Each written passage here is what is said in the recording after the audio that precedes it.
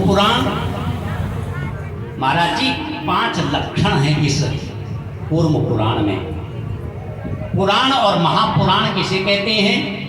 जिन पुराणों में 10 लक्षण होते हैं उसको महापुराण कहते हैं, और जिनमें किसी में 9 लक्षण, किसी में 8 लक्षण, किसी में 7 लक्षण, किसी में 6 लक्षण, किसी में 5 लक्षण, किसी में 2 ही लक्षण होते हैं।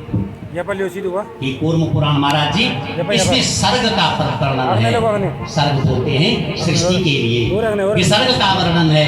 अनेक प्रकार की सृष्टि, विसर्ग, विविधम सर्गम विसर्गम, अनेक प्रकार की सृष्टि का वर्णन है। स्थान और स्थान का वर्णन है। देश देशांतरों का, पर्वतों का, खगोल का, भूगोल का वर्णन है इसमें। मन्वंतर की कथा है महाराज जी।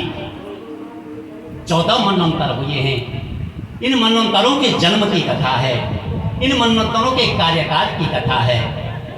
इन मन्वंतरों के कालखंड में जो अच्छे अच्छे दिव्य चरित्र भगवान के हुए हैं उनकी कथा इस कूर्म पुराण के मन्वंतर प्रकरण में है महाराज जी। और 5वां लक्षण ईशानु कथा। ईशानु कथा बोलते हैं अच्छे जो विमल वंश हुए हैं महाराज जी, उन विमल वंशों का भी वर्णन होता है। वंश बहुत कुछ निर्धारित करता है महाराज। ये इतना बड़ा यज्ञ हो रहा है ना, ये बड़ा यज्ञ हो रहा, दुर्लभ यज्ञ। इसमें प्रधान जजमान कौन है? इस अगस्त मुनि के पदान जी।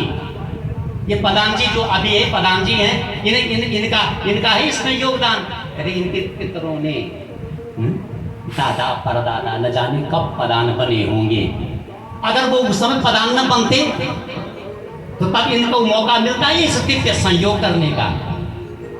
पितरों का कमाया हुआ संतान भोगती है, पितरों का किया हुआ अपयश उसको भी संतान भोगती है। ये बांदर छन ना, बांदर, इनका एक पूर्वज महाराज जी बड़ा सुंदर दिव्य चरित्र। कौन थे? हनुमंत लाल जी। कल रामायण की धारा से आपने श्रवण किया। वो हनुमान जी भगवान के भक्त बने तो आज उनका पितर हनुमान जी था, तो इनको भी आज पूजा जा रहा है, इनके चरित्र जैसे भी हनुमान। और इन सांपों का एक पूर्वज था कालिया नाग। उसने भगवान को डसने की कोशिश की, लपेटने की कोशिश की। तो आज भी जो भी सांप दिखता है उसको आप मार देते हैं। यद्यपि जीव शास्त्र कहता है सभी सांप विषैले नहीं होते हैं।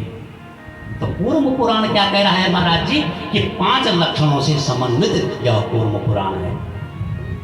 इस कूर्म पुराण के वक्ता सूत जी महाराज भी हैं, जो शौनकादि ऋषियों को बता रहे हैं महाराज जी। कहाँ पर?